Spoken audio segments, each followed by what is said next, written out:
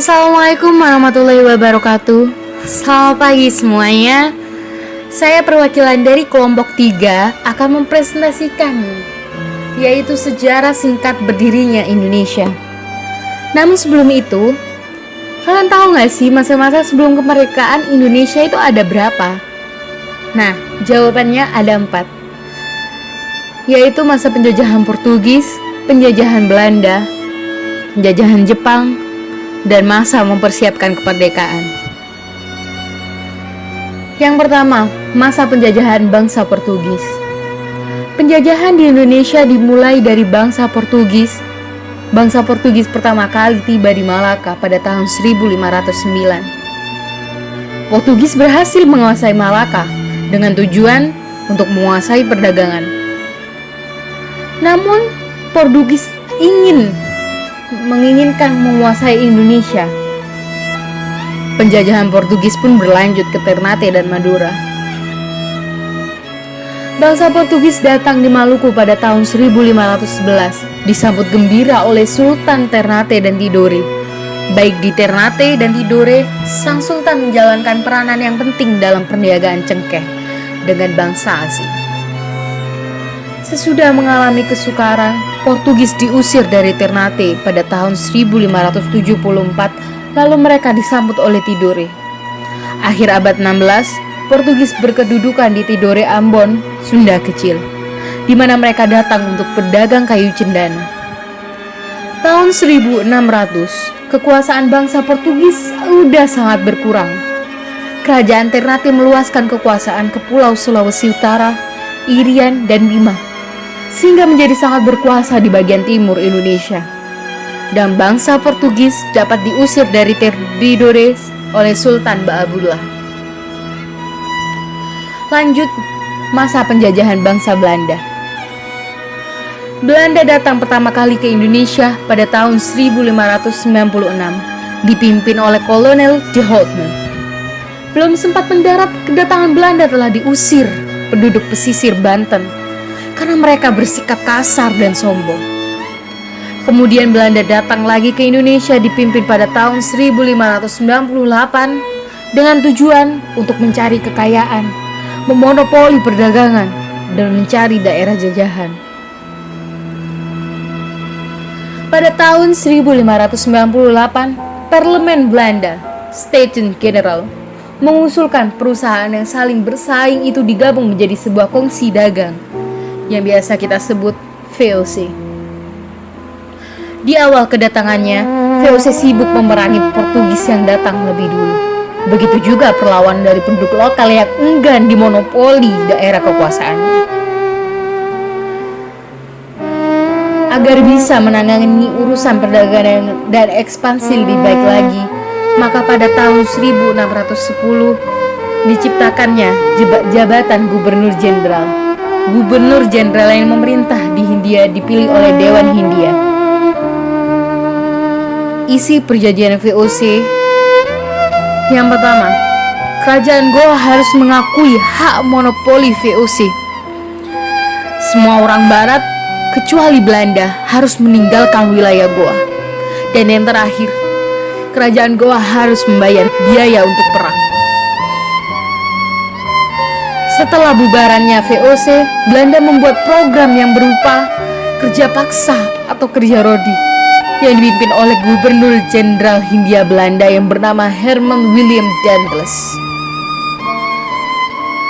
Lalu juga membuat program tanam paksa, peraturan yang dikeluarkan oleh Gubernur Jenderal Johannes van den Bosch pada tahun 1830 yang mewajibkan setiap desa menyisihkan sebagian tanahnya 20% untuk ditanami komoditi ekspor, khususnya kopi, tebu, tarum atau nila, lada, cengkeh, dan bumbu rempah lainnya.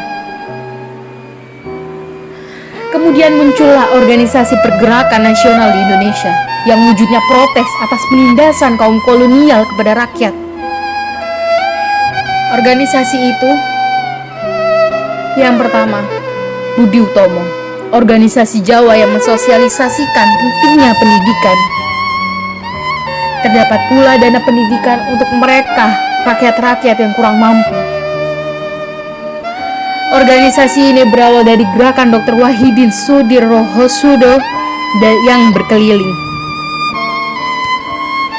Yang kedua ada Sarekat Islam. Organisasi ini berawal dari organisasi Sarekat Dagang Islam yang didirikan oleh Haji Samanuddin di Solo tahun 1911. Organisasi ini awalnya dibentuk untuk melindungi pengusaha lokal agar dapat bersaing dengan pengusaha non-lokal yang memonopoli perdagangan. Namun pada tahun 1912, organisasi ini berubah menjadi Sarekat Islam. Yang ketiga, Indische Party. Pendirinya dikenal sebagai 3 serangkai, yaitu Douwes Dekker atau Danur Dirja Setiabudi, Dr. Cipto Mangunkusumo, dan Ki Hajar Dewantara. Indische Party bertujuan untuk mengembangkan rasa nasionalisme, menciptakan persatuan antara orang Indonesia dan Bumi Putra, serta mempersiapkan kehidupan rakyat yang merdeka. Yang keempat, Perhimpunan Indonesia. Organisasi yang didirikan Belanda pada tahun 1908 yang awalnya diberi nama Indische Vereniging oleh Sultan Kasajang Suripada dan Raden Muhammad Noto Suroto, kemudian 1925 dirubah namanya menjadi Perhimpunan Indonesia. Istilah Indonesia digunakan untuk menunjukkan identitas diri bangsa dan negara serta menggantikan kata Hindia Belanda. Yang kelima, ada Indische Sozialdemokratische Vereniging yang didirikan pada tahun 1914 oleh Hans Nevlid, anggota Partai Buruh Sosial Demokrat Belanda dan rekannya di Surabaya. Organisasi ini menganut paham Marxisme dan berganti nama menjadi Partai Komunis Hindia atau yang biasa kita kenal dengan PKI, Partai Komunis Indonesia. Partai ini melancarkan pemberontakan di Jawa dan Sumatera yang kemudian dikalahkan oleh kolonial Belanda pada tahun 1926. Dan yang terakhir, Partai Nasional Indonesia. PNI merupakan perkumpulan yang dibentuk Soekarno pada tanggal 4 Juli 1927. PNI bergerak dalam bidang politik, ekonomi, dan sosial. Setelah Kongres tahun 1928 di Surabaya, anggotanya semakin meningkat sehingga mengkhawatirkan pemerintah kolonial. Akhirnya, pada tahun 1926, tepat pada tanggal 29 Desember, 4 tokoh PNI yaitu Soekarno, Gatot Mangkoepradjo, Maskun, dan Supriya Dinata ditangkap dan dihukum oleh Pengadilan Bandung.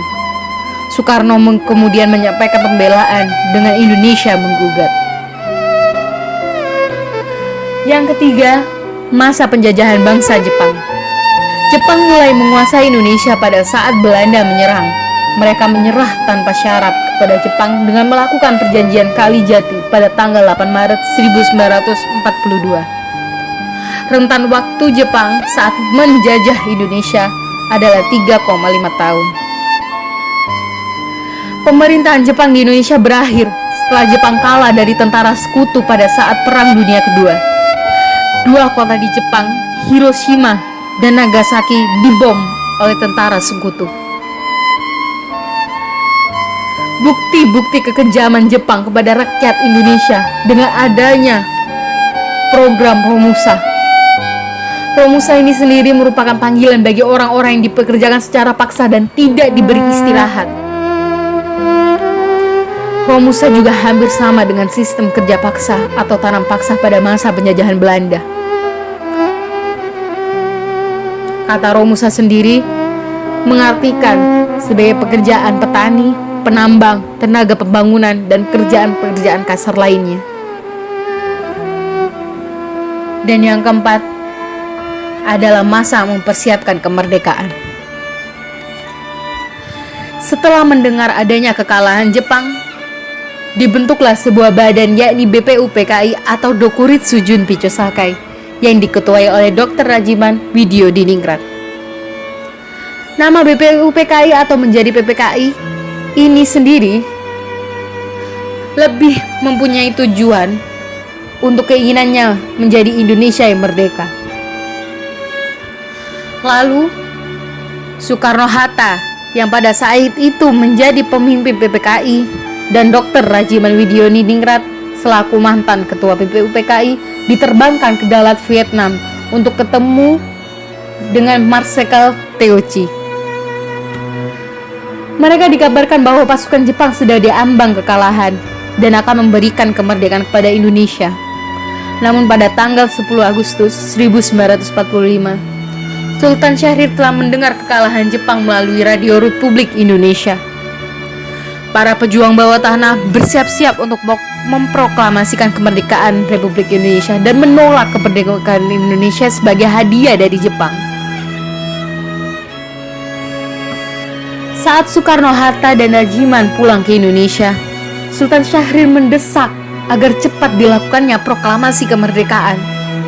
Soekarno belum yakin Jepang telah menyerah, dan Hatta menjelaskan bahwa Syahrir tidak berhak memproklamasikan karena akan menjadi bagian penting hak dari PPKI.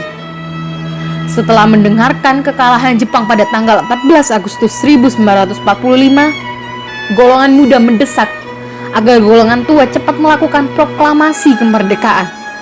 Namun golongan tua tidak ingin terburu-buru. Mereka tidak mau pertumpahan darah di Indonesia terjadi.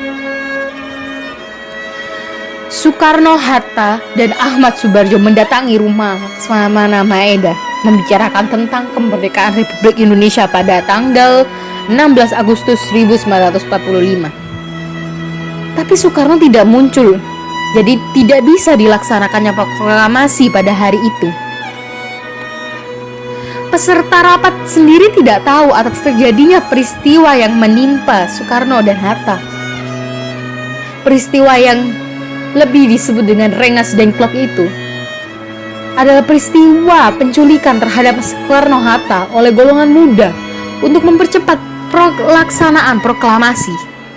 Namun setelah pulangnya dari Rengas Dengklok, Soekarno dan Hatta langsung menyusun teks proklamasi di rumah Laksamana Maeda yang dibantu oleh Ahmad Subarjo dan disaksikan oleh Sukarni, BM Dia, Sudiro, dan Sayuti Malik.